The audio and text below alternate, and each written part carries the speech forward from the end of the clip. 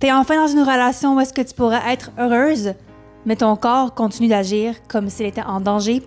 Pourquoi? J'ai souffert de ça pendant des années. Je pensais que j'étais le problème, que je ne savais pas comment être en relation, une phrase que je me suis répétée beaucoup trop souvent. J'ai appris que c'est possible de changer et que ça passe beaucoup par le corps. Aujourd'hui, je vais te présenter 4 mécanismes que beaucoup de gens développent sans même s'en rendre compte et surtout comment commencer à les désamorcer. Je vais pas te dire que t'es brisé, je vais plutôt te partager un manuel d'instruction que j'aurais vraiment aimé avoir avant pour transformer ces réflexes de survie en outils de connexion. Salut, moi c'est Evaline et je suis coach des décisions relationnelles. J'aide les hommes et les femmes à vivre une meilleure vie, de meilleures relations, à prendre des décisions pour eux-mêmes, mettre leurs limites, prendre leur place, sortir de l'ambivalence et prendre des décisions importantes. Et si tu es présentement devant une décision que tu repousses depuis longtemps, si tu sais qu'il y a un move qu'il faut que tu fasses, mais que tu te retiens, alors la séance de Decision a été conçue exactement pour ça. Je te laisse les informations dans la barre de description de l'épisode. On a tous plusieurs stratégies de protection et ça se peut qu'on se reconnaisse dans plusieurs d'entre elles. L'objectif ici, c'est pas de se poser une étiquette, hein, ça, on veut pas ça, on n'aime pas ça, mais c'est plutôt de développer suffisamment de conscience pour observer qu'est-ce qui est présent aujourd'hui en nous et choisir une réponse qui est plus alignée. Mécanisme numéro 1, le retrait émotionnel ou l'évitement. Présente! Ça a été le mien longtemps. Ça vient d'une personne qui a appris que montrer ses émotions, ses besoins de se montrer vulnérable, n'est pas sécuritaire. Ton système nerveux a donc développé une stratégie de protection afin de te couper de tes émotions ou de prendre de la distance. Et qu'est-ce qui se passe aujourd'hui? Quand la tension monte, quand un conflit se pointe le bout du nez, tu vas vouloir te fermer, changer de sujet, quitter la pièce, intellectualiser, analyser. Ou alors, tu vas même penser que, en fait, tu sais même plus qu'est-ce que tu ressens tellement que tu es coupé de tes émotions. Comment on reconnaît ça dans le corps? Tu peux avoir la sensation d'avoir une gorge serrée, sensation que tu étouffes ou que tu te sens comme engourdi, difficulté à respirer profondément, difficulté à regarder l'autre dans les yeux. Tu vas avoir le sentiment d'être déconnecté et surtout une forte sensation de vouloir fuir, de vouloir quitter ton corps, quitter la situation, la pièce, la personne, momentanément du moins. OK, qu'est-ce qu'on fait avec ça? Le simple fait que tu puisses reconnaître que tu es dans cet état-là, c'est déjà un pas formidable vers l'avant, OK? Une chose que tu peux faire, c'est poser la main sur ton cœur ou sur ton abdomen, peu importe où est-ce que tu sens que c'est confortable et que tu sens une genre de connexion avec toi-même, et d'inspirer profondément par le nez, expirer fortement par la bouche, puis juste reconnaître le fait que tu es en train de partir. Hey, je pense que je suis en train de me déconnecter en ce moment. Dans ta tête, pas obligé de le dire à voix haute. Par exemple, je pense que je suis en train de me fermer. Juste ça va aider à calmer ton système nerveux. On va parler plus tard de comment réparer ça. Mais pour l'instant, ce que je peux te proposer, c'est des postures de yoga qui vont pouvoir t'aider à apaiser ton système nerveux dans la situation. C'est sûr que quand tu es en conflit avec la personne, c'est pas le temps d'aller sortir ton tapis de yoga nécessairement, mais par après, c'est peut-être quelque chose que tu peux faire ou même en prévention. Ça peut toujours aider avec ce mécanisme-là, en fait, pour l'apaiser. Alors, je te propose 2 postures de yoga que tu peux faire pour ce mécanisme de protection-là. J'ai une playlist, une liste de lecture qui montre des tutoriels de posture de yoga. Alors, tu peux toujours aller vérifier ça sur ma chaîne. Alors, la première que je te propose, c'est la posture de l'enfant, donc Balasana, qui va favoriser la sécurité et l'introspection. Ensuite, on a Supta Baddha Konasana, le papillon couché ou bien la déesse allongée selon les façons qu'on a de nommer la posture, qui va aller encourager une ouverture douce, mais sans non plus te rendre trop vulnérable. Mécanisme numéro 2, le people pleasing. Enfin, c'est comme si tu avais compris, appris, intériorisé que pour être aimé ou pour éviter les conflits, il fallait que tu répondes aux besoins des autres avant les tiens. En amour aujourd'hui, à quoi ça ressemble? Tu vas pouvoir dire oui alors que tu ressentais avoir envie de dire non.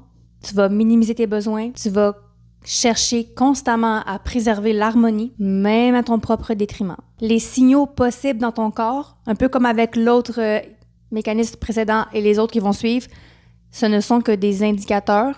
Tu peux avoir des signaux des 4 mécanismes alors que tu en as un seul mécanisme. Donc, il faut vraiment que tu observes dans ton corps comment que ça se présente. Dans ce cas-ci, dans le people pleasing, il se peut que tu aies un plexus solaire vraiment serré, une respiration retenue, des sourires automatiques, donc tu vas sourire alors que tu sais au fond de toi que tu n'as pas envie de sourire, une mâchoire crispée et une difficulté, un peu comme dans l'autre mécanisme, de sentir vraiment qu'est-ce que tu ressens. de pouvoir le nommer clairement. Une chose que tu peux faire pour t'aider, c'est de te poser la question suivante. Si je n'allais décevoir personne, qu'est-ce que je ferais? Qu'est-ce que je choisirais? Puis attendre quelques respirations avant de trouver la réponse. En ce qui concerne les postures de yoga qui pourraient t'aider dans cette situation, on a Tadasana, la posture de la montagne, qui va aller incarner l'ancrage, les limites, la sécurité interne. On a aussi la posture du guerrier 2 pour développer la confiance en soi, la présence et la capacité d'occuper ton espace. Mécanisme de protection numéro 3, le contrôle. Enfant, tu aurais pu grandir dans un environnement très imprévisible, instable et insécurisant. Contrôler est simplement devenu une façon de diminuer l'incertitude.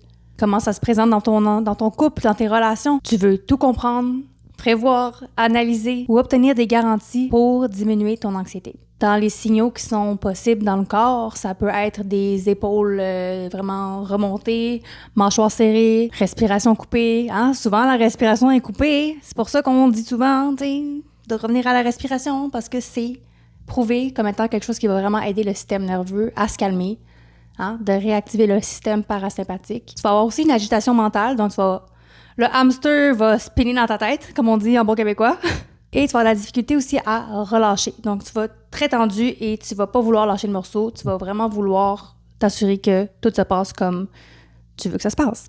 Une chose que tu peux faire, c'est de poser la question suivante. Qu'est-ce qui est ici réellement sous mon contrôle? Au niveau de la respiration, tu peux aller vers une inspiration en 4 secondes et une expiration en 8. Quelques fois comme ça, ça va aller, comme j'ai dit, activer ton système parasympathique, c'est-à-dire la détente, le calme. En ce qui concerne le yoga, tu peux faire Uttanasana, la pince debout, qui est d'ailleurs ma posture préférée.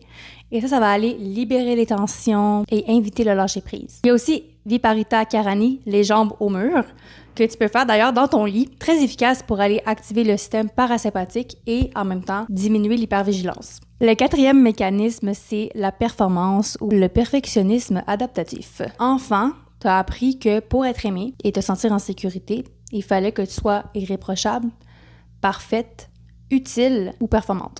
Et comment ça se présente dans ton couple?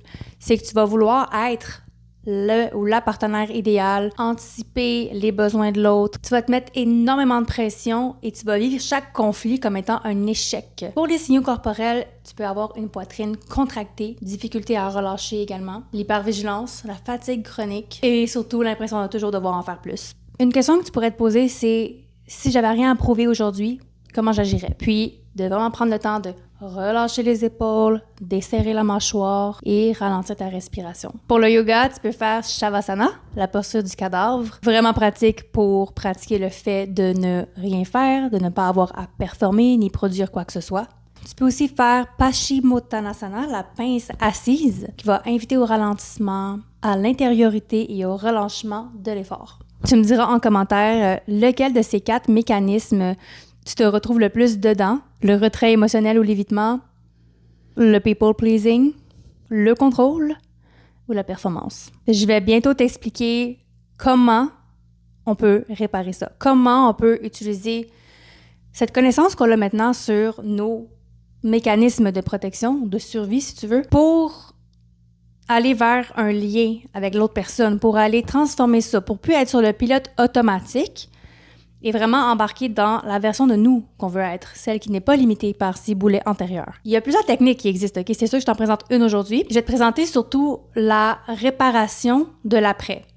Parce que c'est pas toujours évident d'être en prévention tout le temps, ok? Je sais pas à quel niveau tu es dans ton développement personnel actuellement, je te connais pas personnellement, mais je peux te dire que il y a différents niveaux, j'ai envie de dire, et idéalement, c'est d'être tellement conscient de toi-même, tellement dans la pleine présence, que tu sens venir le mécanisme avant qu'il se produise sous tes yeux, sans que ça en ait aperçu.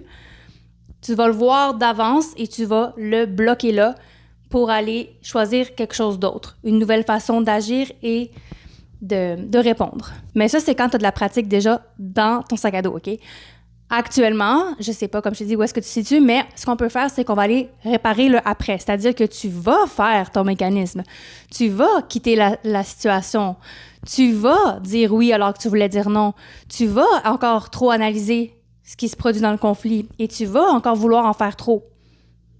Mais fais-le. Puis après ça, observe. Ah, je l'ai fait, d'accord. Est-ce qu'on peut aller réparer ça maintenant? On va aller corriger ce qui a été fait pour tranquillement aller modifier ce qui se passe dans ton cerveau et dans ton système, lui faire comprendre que, you know what, c'est pas grave si on a fait une erreur, on va aller améliorer ça tout de suite. Et après, tu vas vouloir prévenir naturellement. Alors, le prochain sujet que je vais te parler, c'est comment réparer ces mécanismes de protection-là, comment aller créer un lien avec la personne avec qui on est au lieu de toujours créer un genre de mur, un genre de frein qui fait en sorte que la connexion ne peut pas être là, on ne peut pas être bien avec l'autre parce qu'on est encore dans nos mécanismes de protection. La première étape, et non la moindre, c'est de s'observer, bien sûr, et de nommer qu'est-ce qui se passe. Ensuite, la deuxième étape va être de séparer l'intention de l'action. Je vous explique tout par après. Troisième étape, l'invitation. Prenons l'exemple d'un conflit.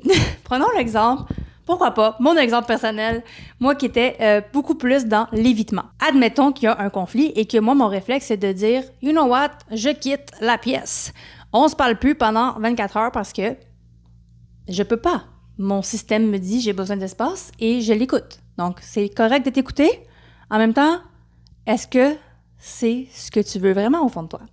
Donc, première étape, ça va être d'aller observer le mécanisme et de le nommer. Ah, il y a quelque chose qui m'a déclenché dans ce que la personne a dit ou fait. J'ai senti mon plexus solaire se serrer, j'ai senti ma mâchoire se serrer, ma respiration se couper et surtout une forte envie de quitter l'environnement dans lequel j'étais, dans la situation dans laquelle j'étais. OK, donc j'ai senti que je voulais éviter et en plus, je l'ai fait. Parfait. Donc, pas de jugement ici, juste une observation honnête de qu'est-ce qui s'est produit. Étape numéro 2, séparer l'intention de l'action. Mon intention n'était pas de faire du mal à l'autre personne. Mon intention n'était pas d'empirer le conflit. Zéro pin bar. Mon intention, c'était quoi? C'est là que tu vas faire un travail d'introspection pour aller te poser des questions. Okay. Mon intention était de me protéger. Mon intention était de répondre à un besoin que j'ai ressenti au fond de moi, de prendre de l'espace. Mon intention était de calmer le feu. Okay? Donc, si on va encore plus profondément, l'action de quitter la situation était simplement dans le but de se protéger, dans le but de se protéger, de garder une certaine sécurité parce que c'était trop activant de rester. Étape numéro 3, l'invitation. Et celle-là, personnellement, je trouve que c'est la plus difficile. C'est vraiment la plus difficile. C'est de faire un partenariat avec ton partenaire. C'est vraiment d'aller lui demander de l'aide et de faire en sorte que tu n'es pas toute seule dans la situation, mais plutôt que vous formez une équipe. Dans l'exemple que je t'ai donné de moi qui quitte, juste pour te mettre en contexte à quel point je me suis améliorée, avant, là, ça pouvait prendre une semaine d'écart entre les deux personnes pour être capable, comme j'avais besoin d'espace, vraiment beaucoup, avant d'avoir un rapprochement. Aujourd'hui, je me limite à moins de 24 heures et je trouve que c'est vraiment une grosse amélioration.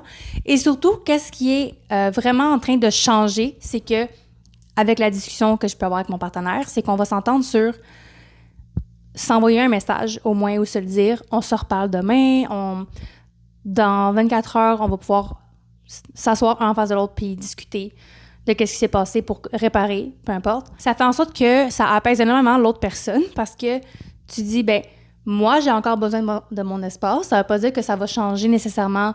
Tu sais, ça va changer en termes de durée. Mais je vais peut-être avoir encore besoin de mon espace, mais à ce moment-là, on va communiquer pour savoir, comme je t'aime toujours, j'ai juste besoin d'espace. Et dans 24 heures, on va pouvoir en parler pour réparer qu'est-ce qu'il y a à être réparé, puis discuter de comment on s'est senti, puis faire mieux la prochaine fois. T'sais. Et là, je t'ai donné l'exemple d'une personne qui, elle, vit le mécanisme de protection, mais il faut aussi savoir que des fois, toi, tu agis d'une manière qui va déclencher l'autre dans ses mécanismes de protection. Et ça va être important de devoir aller aussi là-dedans puis de prévenir pour pas qu'il y ait d'autres problèmes. Pas dans le mode éviter les conflits, mais dans le mode, juste plus de conscience et plus de douceur, tout simplement. Puis j'ai un autre exemple personnel à te donner.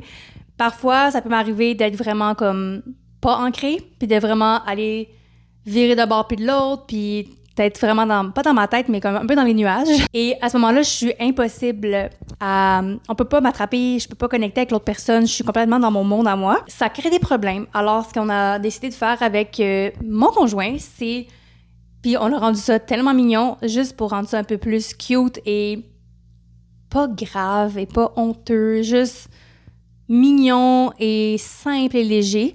C'est que, en fait, on en a discuté. Je lui ai dit, je veux pas te faire de la peine la prochaine fois. Est-ce que tu peux me le dire quand tu vois que j'agis comme ça? Parce que moi, je m'en rends pas compte tellement que je suis justement pas ancrée du tout. Moi, l'expression que je lui ai donnée, j'avais l'impression de sauter d'un nuage à l'autre et que lui, il était au sol et était comme, ben, je peux même pas sauter sur les nuages avec toi parce que, ben, tu m'entends pas là-haut. Donc, ce qu'on a fait, c'est que il va prendre un contact physique avec moi, tu sais, comme par exemple prendre ma main, mon bras, peu importe.